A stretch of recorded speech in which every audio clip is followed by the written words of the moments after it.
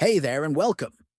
In this video, I'll show you how to block gifted subscriptions from channels you don't follow on the Twitch app using your Android phone. This feature helps you avoid receiving unwanted sub-gifts and keeps your experience more personalized. Let's walk through the simple steps together. First, open the Twitch app on your Android phone. Tap on your profile icon in the bottom to open your profile section. From the menu, select Account Settings. Next, tap on Security and Privacy.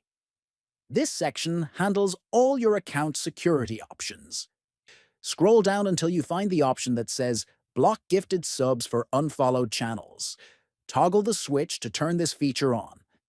You've now successfully blocked gifted subs from channels you don't follow.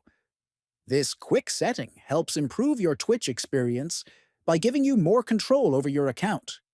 Thanks for watching.